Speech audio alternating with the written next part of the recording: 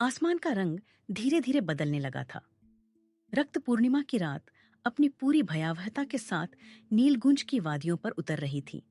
चांद, जो आमतौर पर शीतलता बिखेरता था, आज किसी घायल योद्धा की आंख की तरह लाल सुर्ख हो गया था। काले पर्वत की चोटियों पर जमी बर्फ उस लाल रोशनी में ऐसी लग रही थी जैसे पहाड़ पर खून की नदियां बह रही हों।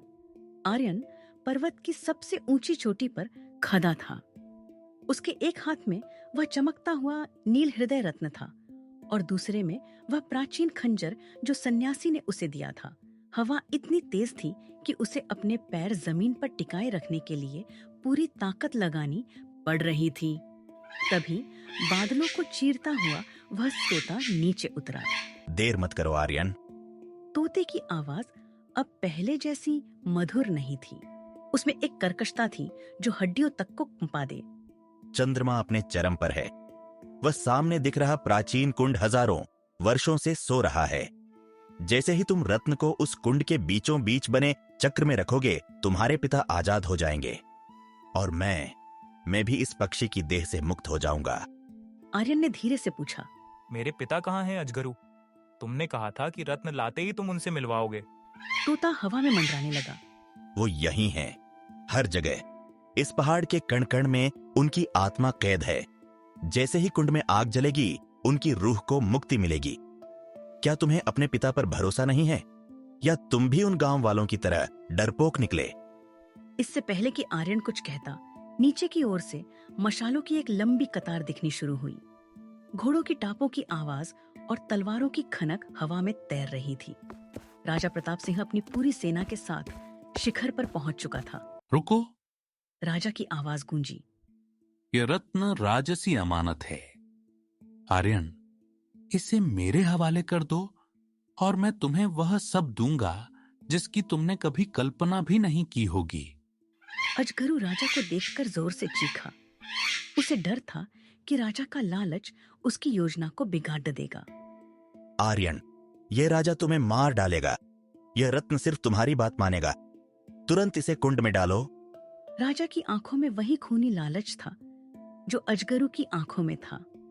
आर्यन अब दो शैतानों के बीच फंस गया था। एक उसे भावनाओं से छल रहा था और दूसरा अपनी शक्ति से। तभी एक बूढ़ा व्यक्ति आगे आया। वह गजानन काका थे। उनके हाथ में कोई शस्त्र नहीं था, बस एक जलती हुई मशाल थी। उनके पीछे सावित्री मौसी और वह सन्यासी भी थे। आर्यन, पीछे हटो। गजानन चिल्लाए। राजा साहब, आप जिसे रत्न समझ रहे हैं वह विनाश का बीज है। इसे हासिल करने का मतलब है मौत को दावत देना। राजा प्रताप सिंह हंसा। मुखिया, तुम हमेशा से एक बुजदिल रहे हो। सैनिकों, इस लड़के से रत्न छीन लो। जैसे ही सैनिक आगे बढ़े, आसमान में बिजली कड़की। अजगरू का आकार बढ़ने लगा। देखते ही देखते वह सुंदर पक्षी एक विशालकाय छायादार राक्षस में बदल गया। सैनिक डर के मारे पीछे हटने लगे। पिशाच अजगरू अपनी असली आवाज में दहाड़ा। मूर्ख इंसानों, यह रत्न मेरा हृदय है। 14 साल तक मैं इस नन्हे पक्षी के शरीर में तांड पा हूं। आज मैं इस पूरे साम्राज्य को श्मशान बना दूंगा। अजगरू ने अपनी शक्ति से आर्यन को हवा में उठा लिया। रत्न मुझे दो। आर्यन ने हवा में छटपटाते हुए सन्यासी की ओर देखा। सन्यासी ने चिल्लाकर कहा, आर्यन, रत्न को कुंड में मत डालना। इसे अपने खंजर से तोड़ दो। आर्यन समझ गया। आर्यन ने पूरी ताकत लगाकर खुद को अजगरू की पकड़ से छुड़ाया और कुंड की ओर दौड़ा। जाओ आर्यन, अपने पिता के गौरव की रक्षा करो। पिशाच अजगरू ने गजानन पर हमला किया। गजानन जमीन पर गिर पड़े, लेकिन उनकी आंखों में डर नहीं था। आर्यन कुंड के पास पहुंचा। उसने रत्न को पत्थर पर रखा और सन्यासी का दिया हुआ खंजर हवा में लहराया। ये मेरे पिता के धोखे के लिए। आर्यन ने खंजर को पूरी ताकत से रत्न के बीचों बीच मार दिया। एक कान फाड़ा देने वाला धमाका हुआ। रत्न के हजारों टुकड़े हो गए।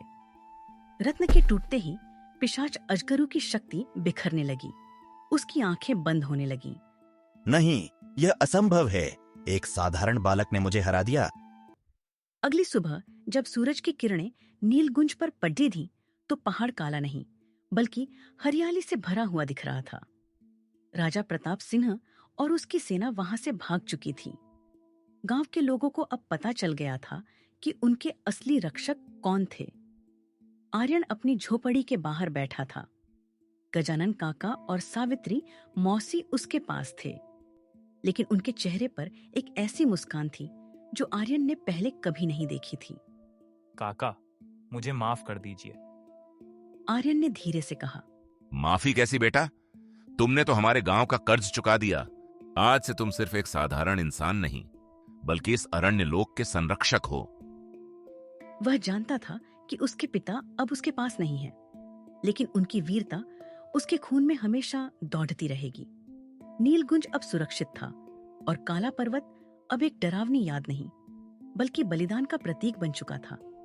सच्चा धन और शक्ति वह नहीं जो हमें दिखाई देती है, बल्कि वह है जो हमारे चरित्र और बलिदान में छिपी होती है। आंखों पर पड्ढा संदेह का पर्दा अक्सर अपनों को दुश्मन बना देता है, लेकिन अंततः सत्य की ही विजय होती है।